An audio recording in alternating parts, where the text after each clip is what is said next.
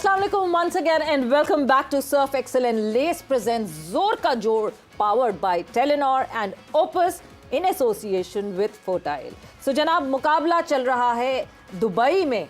India का आमना सामना है बांग्लादेश से और Bangladesh which was 35 for 5 is now 192 for 6 और 44th ओवर इस वक्त जारी है. यानी जो रेजिस्टेंस बांग्लादेश की तरफ से दिखी है ज़रा उस पर भी नज़र डालेंगे, उस पर भी बात करेंगे कि क्या पार्टनरशिप लगाई है और वो भी ऑल फेवरेट टीम इंडिया के सामने. बिकॉज इंडिया जिस तरह इस वक्त खेलती हुई आई है इंग्लैंड के खिलाफ, जिस तरह डोमिनेंस दिखाई थी इंडिया ने, वो यहाँ आके किस तरह अपने आप को जो है वो बांग्लादेश ने कैरेक्टर दिखाया, उसके हवाले से बात होगी. साथ ही साथ पाकिस्तान टीम पे तो नज़र हमारी रहेगी और इसके हवाले से भी बात होगी. मैं हूँ सवेरा पाशा और मेरे साथ मौजूद है हाफिज़ मोहम्मद इमरान. और बिल्कुल सवेरा, जैसे आपने बांग्लादेश का जिक्र किया, 5 विकेटें गंवाने के बाद उन्होंने एक अच्छी शराकतदारी ज़रूर कायम की. 5 विकेटें जब उनकी चली गईं, गोके एक मौका ऐसा भी आया कि जब वो हैट्रिक की तरफ भी थे, बहुत कम रन्स पर 5 विकेटें गंवाने के बाद एक पार्टनरशिप शर्मा की तरफ से ड्रॉप कैच दो एक और एक मेरा पांड्या की तरफ से भी एक ड्रॉप कैच हुआ है. एक मेडॉन या मेडॉफ पर भी क्या था, वहाँ भी ड्रॉप कैच हुआ. लेकिन बांग्लादेश ने बहरहाल मैच में वापसी ज़रूर की और परेशान ज़रूर किया इंडिया टीम को आज अभी तक थोड़े से मैच के मुख्तलिफ हिस्से में ज़रूर. बिल्कुल. सो ये चैलेंज और ये कैरेक्टर दिखाना is a very big thing. Because जब हम रेट करते हैं दोनों टीम्स को तो India started as favourites and Bangladesh obviously not being the favourite in this match, but अब रेजिस्टेंस दिखाना. बट पाकिस्तान की तरफ से कौन रेजिस्टेंस दिखाएगा इसके बारे में भी जानेंगे और क्या बांग्लादेश की परफॉर्मेंस रही वो भी जानेंगे. लाला हमारे साथ मौजूद है. सो लाला, एक दफ़ा फिर से खुश आमदीद. अस्सलाम वालेकुम. वालेकुम अस्सलाम. सो नहीं, अस्सलाम वालेकुम वालेकुम सलाम. अस्सलाम वालेकुम वालेकुम सलाम. मुशी भाई याद आ जाता है ऐसी बात पे अचानक से ना. सो लाला, सबसे पहले तो बांग्लादेश, मतलब जिस तरह पार्टनरशिप लगी, जिस तरह कैरेक्टर दिखाया अपना आज बांग्लादेश टीम ने, मैटर करता है बहुत ज़्यादा. ज़ाहिरी बात है कि इतनी बड़ी टीम के खिलाफ जब आपके 5 विकेटें गिर जाएं और उसके बाद इस तरह की पार्टनरशिप, तो मेरे ख्याल में आउटस्टैंडिंग परफॉर्मेंस रहती है. वरना तस्वुर ये किया जा रहा था कि 100 या 120 में टीम आउट हो जाएगी. लेकिन क्योंकि रिस्पॉन्सिबिलिटी ली है, पार्टनरशिप लगाई है उन्होंने, एंड देन मेरे ख्याल में 3 के रन रेट से चल रहे थे, एंड देन अभी 4.5 तक वो पहुंच गए. 50 ओवर हो जाएंगे, लेट्स सी कहाँ तक खत्म होता है. लेकिन एटलीस्ट कैरेक्टर का पता चलता है कि नहीं आए, उन्होंने जिम्मेदारियां संभाली और टीम को लेके चले. एक शर्मिंदगी वाला स्कोर से बचने के लिए एटलीस्ट अब वो ऑलमोस्ट 200 सवा 200 जो भी करेंगे 50 ओवर तक वो देखा जाएगा बाद में, लेकिन एटलीस्ट कैरेक्टर शो किया है उन्होंने अपना. 154 रन की वो पार्टनरशिप, 154 रन की पार्टनरशिप अगेंस्ट इतनी तगड़ी बॉलिंग लाइनअप के अगेंस्ट. अभी आप कह रहे थे कि हम इसको बिल्कुल साइड पे नहीं कर सकते बांग्लादेश को. नहीं, बिल्कुल नहीं कर सकते. उनके भी टुच्चे बॉलर बहुत सारे हैं, उनका भी पता नहीं चलता. हाँ नहीं, 35 जब 35 for 5 हुआ था तो उस वक्त हम सारे साथ बैठे हुए हम देख रहे थे मैच. तो मैंने कहा चले कोई तो ज़रा पाकिस्तान के करीब की परफॉर्मेंस दिखा रहे हैं ज़रा कल, मगर नहीं, ये बिल्कुल रेजिस्टेंस और वो दिखाया गया. But Lala, obviously coming back to team Pakistan, जिस तरह कल कारकर्दगी रही, जिस तरह कल परफॉर्मेंस रही, बहुत सारे लोगों के दिल टूटे हैं. इतने लोगों से जिनसे मेरी बातचीत हुई है इधर बाहर निकल के भी, वो हर कोई कह रहा है क्या देखना अब मैच, क्या देखेंगे हम मैच, किस तरह वापस, मैं टीम को नहीं कहूँगी, आवाम को किस तरह वापस मोटिवेट किया जाए इस चैंपियंस ट्रॉफी की तरफ. पाकिस्तान टीम की कारकर्दगी को देखते हैं, अगर दोबारा मोटिवेट करना है तो 23 वाला मैच जीतना पड़ेगा, बहुत जरूरी, और कोई इसका हल नहीं है. बट कैसे? मैच जीतोगे तो स्टे कर जाओगे इस इवेंट में, अदरवाइज आप आउट हो जाओगे. बिल्कुल. तो आई मीन कि इंडिया का मैच कितना इंपॉर्टेंट है ये हमें सबको पता है. यहाँ पे क्योंकि हम सवेरा, हमने हमेशा, मेरे मुंह से आपने रिजवान का नाम बहुत सुना होगा एज ए कप्तान. जहाँ उसने अच्छी कप्तानी की है, जहाँ उसने अच्छी परफॉर्मेंस की, हम सब ने अप्रिशिएट किया और उसके लिए थिंक सपोर्ट किया उसको. लेकिन लास्ट मैच में गलतियाँ हुई हैं.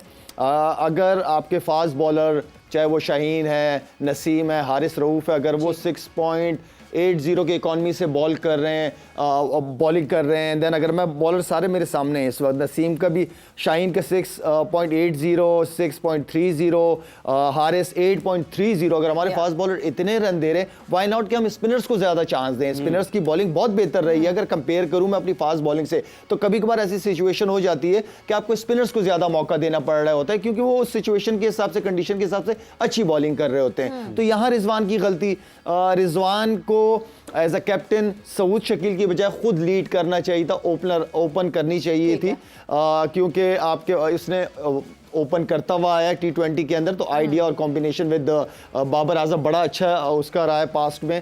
साथ में बाबर के साथ अंडरस्टैंडिंग है ना, अंडरस्टैंडिंग है बाबर के साथ, बहुत अच्छी अंडरस्टैंडिंग है उसकी। एंड देन फिर एक बड़ा ब्लंडर, गलती नहीं करूंगा, ब्लंडर कहूंगा इस बात को, कि आप फखर जमान इंजर्ड है, वो फिट नहीं है। यार आप उसको नीचे रख लो ना, उसको 7वें नंबर पे बैटिंग करा दो जब फिट नहीं है।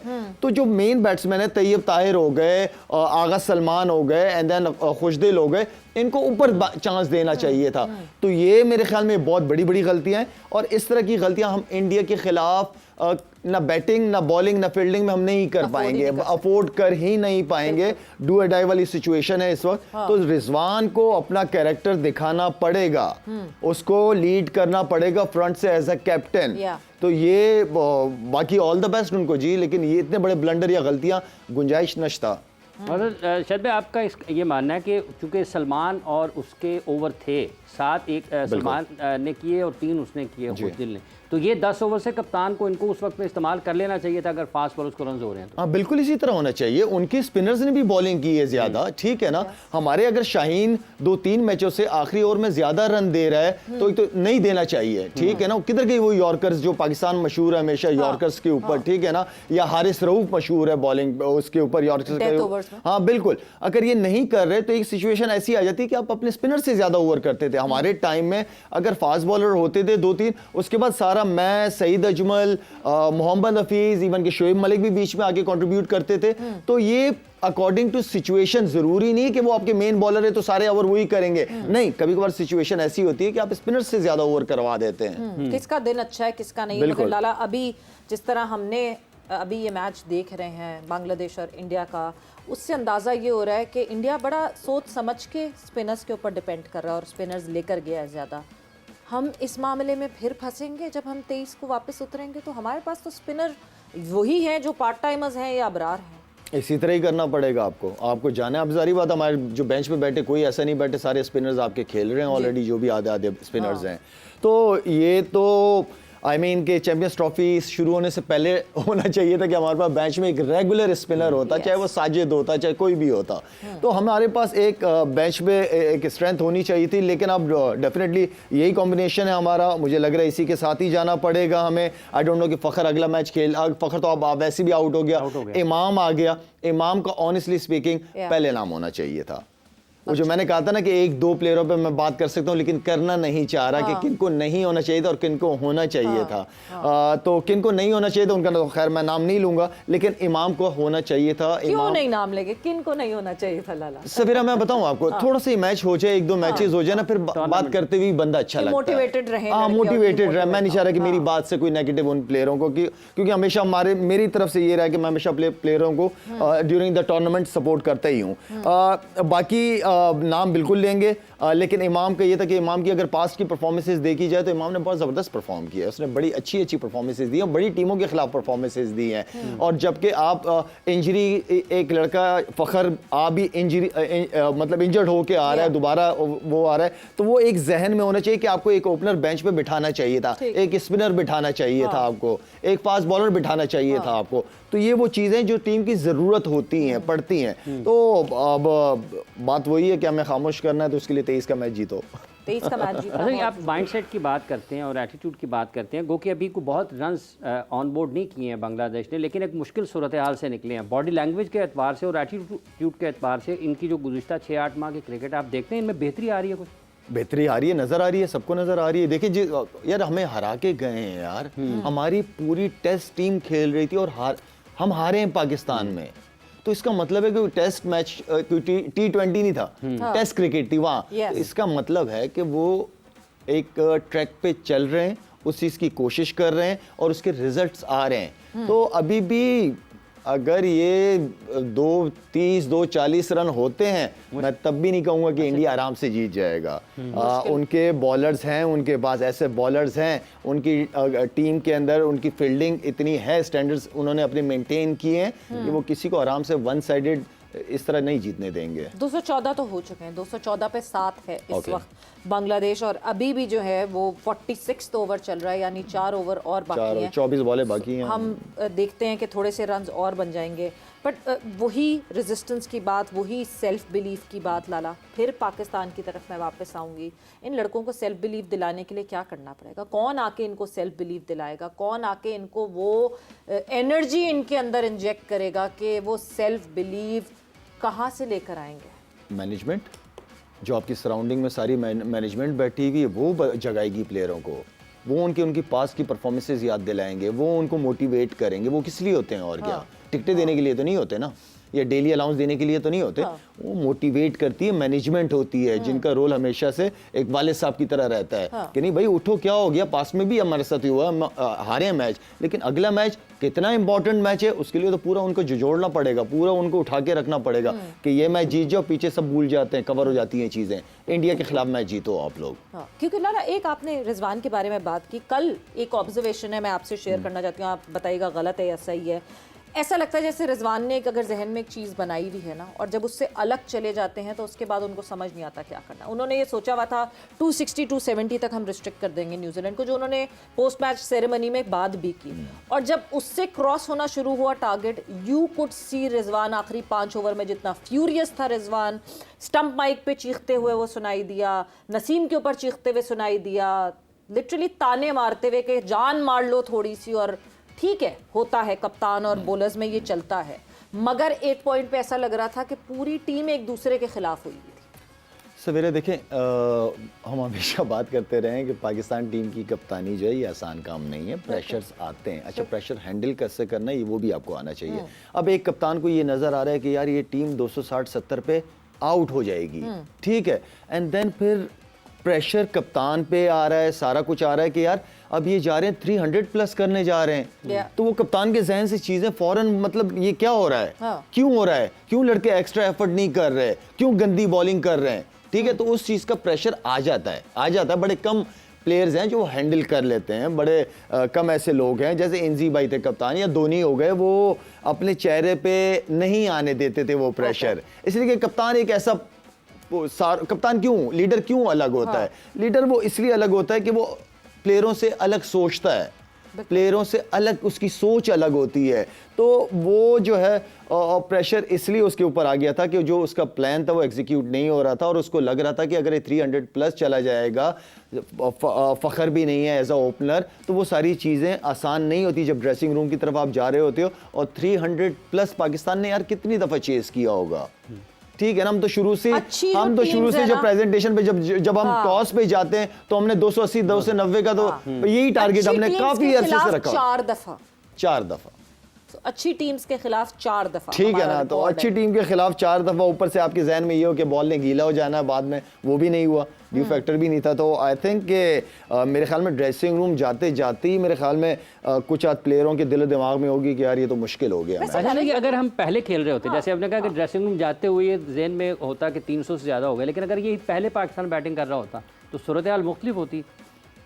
यार अब कुछ कह कर नहीं सकते नहीं है कि उसमें उस वक्त उस क्या माइंडसेट के हिसाब से हम खेलते, वो तो अलग चीज़ है कि जब जाती, लेकिन होता ये है नॉर्मली इंजर्ड होता, वो तो फिर बात की चीज़ें तो अल्लाह ही बेहतर जानता है। लेकिन जो पॉजिटिव कॉल होती है वो हमेशा वो टॉस जीत के बैटिंग ही होती है। हाँ, जिस तरह आज जो है वो ठीक है, बांग्लादेश ने अपने आप को चैलेंज किया, शुरू में 5 विकेटें गिर गई, मगर बांग्लादेश ने भी टॉस जीत के पहले बैटिंग की पहले, और कितनी बड़ी बॉलिंग लाइनअप है इंडिया की, उसके बावजूद उन्होंने बैटिंग। बिल्कुल। अच्छा लाला, ठीक है, इमाम का वीज़ा भी लग गया, इमाम को टेक्निकल कमेटी से जो है वो अप्रूवल भी मिल गई, क्या पता 23 को इमाम आपको खेलते हुए भी दिखें, मगर एक तरफ बाबर एक तरफ इमाम, हम हमेशा ये बात करते हैं कि पावर प्ले ही तो है जिसमें फ़ायदा उठाना है, दोनों एक तरीके से खेलते हैं, दोनों को तेज़ नहीं खेलना आता, क्या ऊपर नीचे कुछ करने की ज़रूरत है अब बैटिंग ऑर्डर में या नहीं? देखें, अब ये तो कप्तान और मैनेजमेंट का माइंडसेट पता होना चाहिए कि प्लेयर से क्या रिक्वायरमेंट है उनकी।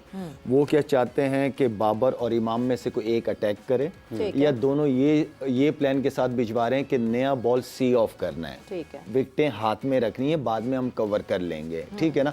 अब ये 90s की क्रिकेट नहीं है कि बाद में चीज़ें कवर की जाती हैं। अब अगर आपको पहला बॉल मिलता है और आपके एरिया में मिलता है, आप जाते हो उसको बाउंड्री के लिए, ठीक है। आपने बॉलर को भी प्रेशराइज करना है। अगर आप चांस नहीं लोगे तो बॉलर ने तो अपनी लाइन और लाइन छोड़नी ही नहीं है, वो तो वहीं करता रहेगा।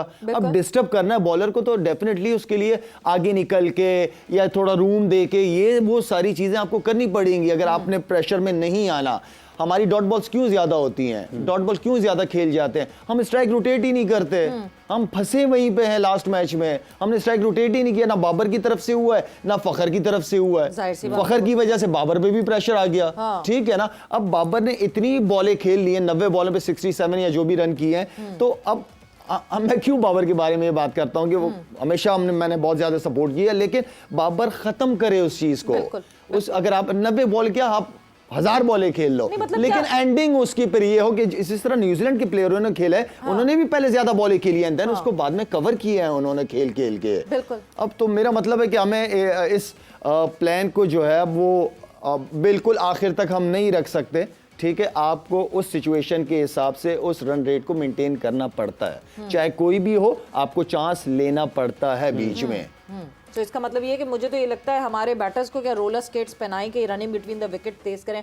लाला मतलब जिस टाइम पे मैं थोड़ा सा बार बार पास में जाके सोचती हूँ शोएब मलिक की रनिंग बिटवीन द विकेट्स, थोड़ा सा और पीछे चले जाए मोइन खान की रनिंग बिटवीन द विकेट्स, ये कोई ऐसी एग्जाम्पल्स हैं हमारे पास कि मुझे आज के ज़माने में पता नहीं हाफिज आपके जहन में कोई होगा कि कौन हमारे यहाँ रनिंग बिटवीन द विकेट्स बहुत ज़बरदस्त और एक्यूरेट करता है। मतलब टेस्ट मैचेस में शान दौड़ लेते हैं ज़्यादा अच्छे तरीके से, या जो कोई नए ये साउथ वगैरह वो क्योंकि फिटनेस में बार बार वो पॉजिटिव आते हैं। सवेरा रनिंग बिटवीन द विकेट तो बात की बात है, सिंगल तो लो, हाँ ना, सिंगल ही ले लो।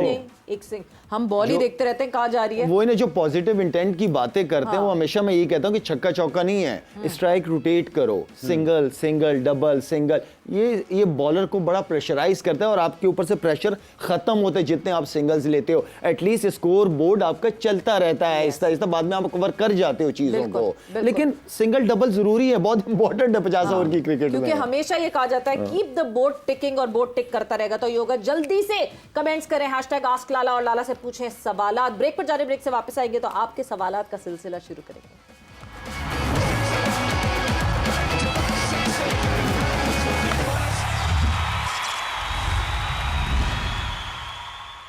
And welcome back to Surf Excel and Lace presents जोर का जोड़, powered by Telenor and Opus in association with Fortile.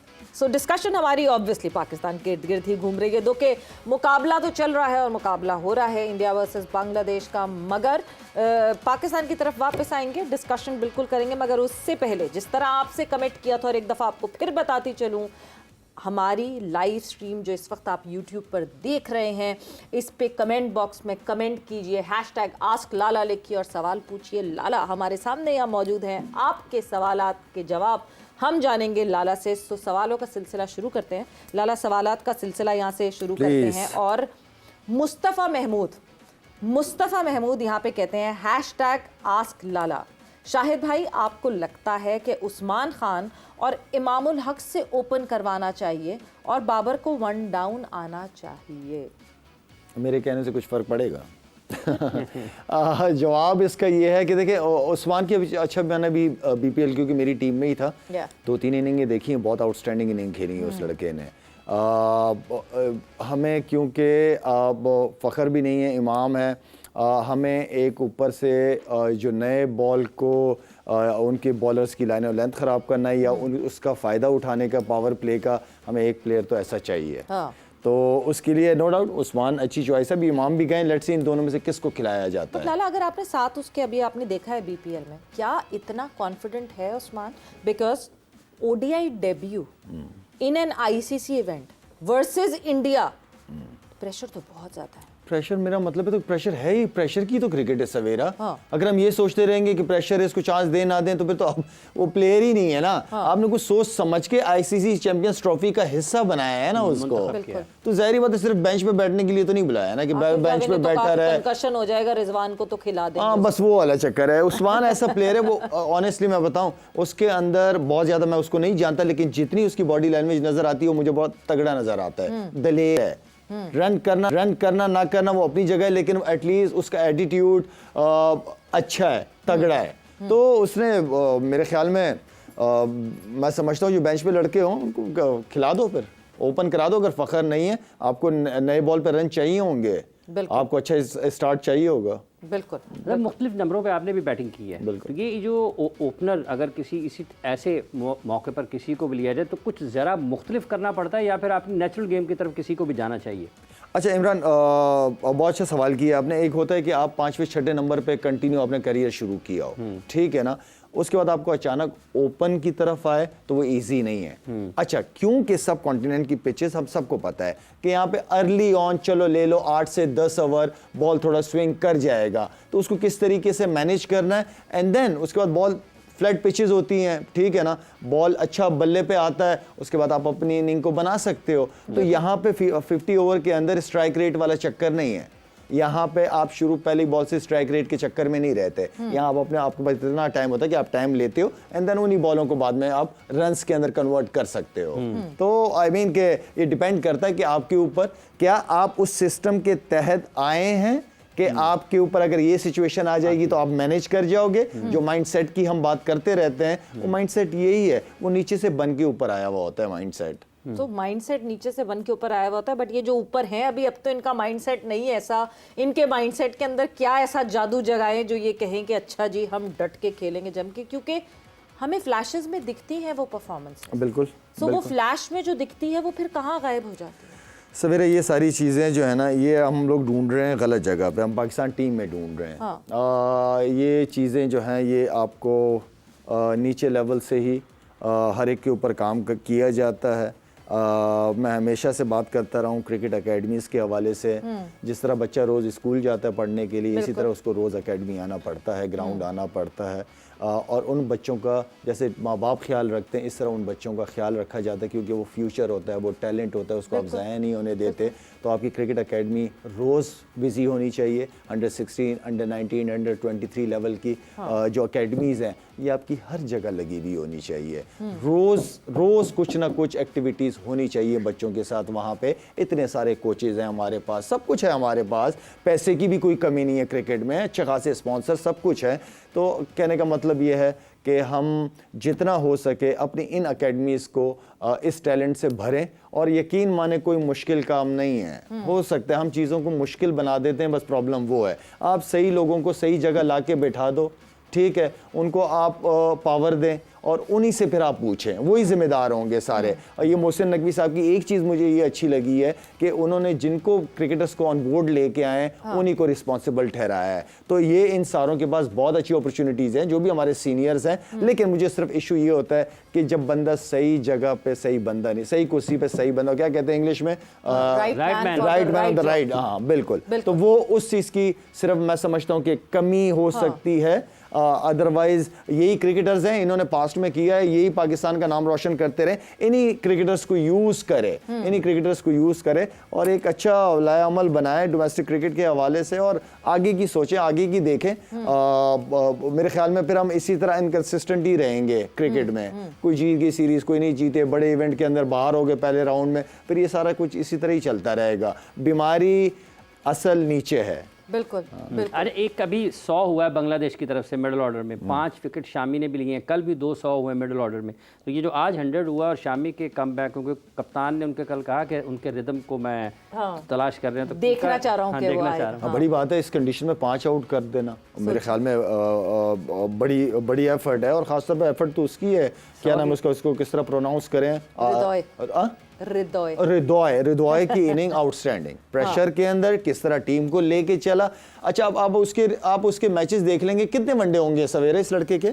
मैं बिल्कुल आपको बताती हूँ, आप लोग डिस्कशन अंदाजन 25-30 वनडे होंगे, 50 होंगे। यार इस तरह की कोई हमारा 50 वनडे खेला हुआ कोई इस तरह की इनिंग खेल के दिखा दे मुझे। 33 वनडे, ये 34th वनडे खेल, 34 वनडे के अंदर इतने प्रेशर में इतनी बड़ी बॉलिंग लाइनअप के खिलाफ कितनी जबरदस्त इनिंग खेल के गया वो लड़का। बिल्कुल, ये यहाँ से मुझे लगता है कि मुझे कहते हैं ना, आपकी आय देख लेती है लड़के को और आपको पता चल जाता है कि हील गो फॉर लॉन्ग और वो लंबे अरसे के लिए जाएगा। मगर वो फिर बात वहीं हमारी घूम के उसी तरह बात फॉर्मुलेट हो जाती है लाला, क्या इवेंचुअली अब पाकिस्तान क्रिकेट बोर्ड को, जो कि दुनिया भर कर रही है, ये फॉर्मुलेट कर लेना चाहिए कि टेस्ट और ओडीआई की टीम भी अलग, मैनेजमेंट भी अलग, सब कुछ अलग, मगर ट्रीट T20 डिफरेंटली, क्योंकि अभी तो ये ओडीआई फॉर्मेट का हमारा टूर्नामेंट चल रहा है। इंशाल्लाह 23rd को हम बहुत अच्छी परफॉर्मेंस दें और जीत जाएं एंड मूव फॉरवर्ड करें। मगर अगली जो बारी आने वाली है, that is 26 world T20 again, और हम वर्ल्ड T20 में कुछ नहीं करके आए पिछली दफा, अमेरिका और इंडिया से जिस तरह हार के आए थे। अभी से फोकस कर ले T20 के ऊपर, डिफरेंट मैनेजमेंट, डिफरेंट बॉयज, अलग तरीके से डील करें। 100% एग्रीड हूं मैं आपको इस बात से, बिल्कुल आपने ठीक कहा है। T20 को बिल्कुल अलग रखें और डिसीजन लें कि आगे किसको ऑन बोर्ड लेके चलना है, टीम का कौन कौन से मेंबर्स होंगे। जो थे वो देख लिया कि किसके अंदर कितनी उसकी वो है, कितनी एबिलिटी। हाँ बस अब मेरे ख्याल में डिसीजन तगड़े लें, डरे ना डिसीजन लेते हुए। जो जिम्मेदारियां आपको क्रिकेट बोर्ड की तरफ से हैं, खुल के सपोर्ट मिली है चेयरमैन की तरफ से, आप डिसीजन लो, कोई कुछ नहीं कहेगा। आप अगर इस डर में हो कि मीडिया क्या कहेगा या वो क्या कहेंगे या सोशल मीडिया पे उसके फैंस बहुत ज्यादा हैं, क्या होगा, अगर आप इस चक्कर में रहें तो फिर आप तो कोई काम ही नहीं कर पाओगे। लो डिसीजन मेरी जान, कुछ नहीं होता, पाकिस्तान के लिए ले रहे हो ना, कोई गिल्ट फीलिंग नहीं होनी चाहिए आपके अंदर, बाकी आप डिसीजन खुल के लो। और डर खौफ किस बात, किस चीज का डर खौफ? वैसे कमेंट्स एक कमेंट फिर ऐड करूं, बिकॉज यहाँ पे लोग अब गुस्सा मुझ पे करने लगे कि आप कहती हैं जी मैसेज भेजो और फिर आप जायज है उनका गुस्सा, सबका गुस्सा जायज है आपके ऊपर, 2-3 दिन से यही कर रहे हैं बेचारे। #AskLala, यहाँ पे मारिया काशिफ पूछती हैं, what was the strategy behind not to bowl Salman in yesterday's match only 3 overs? उसी पे हमने बात की है, उसी पे हम बात कर रहे हैं कि स्पिनर से ज्यादा ओवर कराने चाहिए थे, अगर अच्छी कर रहा है। और सलमान रेगुलर मेंबर भी है और रेगुलर वो ओवर कर रहा है, वो कंटिन्यू ओवर कर रहा है। यार आप क्यों फास्ट बॉलर से कंटिन्यू ओवर कराए जा रहे हो? अगर शाहीन ज्यादा रन दे रहा है या दूसरे ज्यादा दे रहे हैं, आप उनको रोक लो थोड़ा सा, गो विद स्पिनर्स। बिल्कुल जाओ स्पिनर्स के साथ। हाँ वो गलती, मैं जितनी 3 गलतियां बताई हैं उसमें रिजवान की ये गलती है कि स्पिनर्स को यूटिलाइज नहीं किया हमने। Plan A, plan B, plan C सारी टीम्स बना के आती हैं, कुछ सेटबैक होता है ए से बी में, बी से सी में चले जाते हैं। मुझे लगता है हम प्लान ए के आगे कोई बात ही नहीं करते, हमें लगता है सब हमारी मर्जी से जाएगा, जबकि ऐसा होता नहीं है, ऐसा कभी भी नहीं होता। प्लान बी तो सी चलो बाद में, लेकिन प्लान बी तो आपके पास होता ही होता है, बिल्कुल होता है। हमारे भी जो फास्ट बॉलर्स नहीं करते थे, हम फास्ट बॉलर से पूरे ओवर नहीं करवाते थे। मैं आ जाता था, सईद अजमल आता था, हफीज आ जाते थे, हम लोग कंट्रोल कर लेते थे गेम को। जरूरी नहीं है कि फास्ट बॉलर है तो उसने ओवर पूरे करने, नहीं, इट्स अ टीम गेम। जहां सिचुएशन के हिसाब से जो अच्छा कर रहा है उससे कराओ। मतलब अभी आपने कहा कि बड़े फैसले, तगड़े फैसले लेना पड़ेंगे, डरना नहीं चाहिए। तो जो चीफ सेलेक्टर आप भी रहे हैं, ये अगर मीडिया का प्रेशर नहीं ले जाते हैं या इधर उधर का प्रेशर ले जाते हैं, बड़े बड़े फ़ोन लोग भी तो फ़ोन कर देते हैं, तो उन सबको भी वही प्रेशर लेना है। जैसे आपने उस्मान का हवाला दिया कि अगर वो नहीं प्रेशर ले सकता तो फिर वो इंटरनेशनल क्रिकेट तो नहीं खेल सकता। आपको आए थे बड़े बड़े फोन वैसे हाफिज के सवाल के जवाब? नहीं आ चुके, मुझे भी फोन आ चुके हैं। मुझे नजम सेठी साहब का फोन आ चुका है, वो चेयरमैन थे, उन्होंने कहा कि आपने इसको खिलाना है। मैंने कहा सर सॉरी, अगर आपने मुझे ये जिम्मेदारी दी है मैं नहीं खिला सकता, और आपका इस चीज से काम नहीं है, सिलेक्शन मेरे हाथ में आपने दी है तो आपकी इन्वॉल्वमेंट नहीं होनी चाहिए। वो नाराज हो गए थे मुझसे, लेकिन मैंने उनको कहा कि सर या तो फिर 1 महीना मुझे बर्दाश्त कर लें, वैसे ही छोड़ दूंगा, फिर आप टेंशन ना लें। और जो हाफिज आपने जो सवाल कंटिन्यू आगे, और वो यही है कि जो भी आपके ऊपर दबाव आने ना दाएं बाएं, प्रेशर लेना पड़ेगा, प्रेशर लेना पड़ेगा, डिसीजन लो, ठीक है ना, किसी की फिक्र ना। वही वाली बात है, अगर आप यहाँ से क्लियर हो ना, आपने कोई गलत हरकत नहीं की ना, किस चीज का डर मेरी जान, किस चीज का खौफ? मुल्क के लिए कर रहे हैं ना, मुल्क के लिए आए हैं ना। और लाला फिर मुझे एक और चीज लगती है, अपना रेप्यूटेशन, अब इतने टाइम खेल के शाहिद आफरीदी ने कोई नाम बनाया ना, अब उस नाम को वापस पीसीबी की जॉब पर आके एक जॉब सीकर बन के जाया करना इज नॉट गुड, क्योंकि इतने बड़े बड़े सीनियर्स हमारे। बट यस, बहुत सारी चीजें सोचनी है, बहुत सारी चीजें समझनी है। Good Bangladesh up till now, जिस तरह बांग्लादेश ने जो है वो रेजिस्टेंस शो की, मगर यहाँ हमारा वक्त जो है वो अब जोर का जोड़ का खत्म हो गया। Lala thank you Thank you so much, both of और you. कल Thank you. आप लोगों से फिर मुलाकात होगी 1:03 पे एंड देन 5:06 पे। सवेरा पाशा को और हाफिज इमरान को इजाजत दीजिए। अपना बहुत ख्याल रखिएगा। टेक केयर, बाय बाय, अल्लाह हाफिज।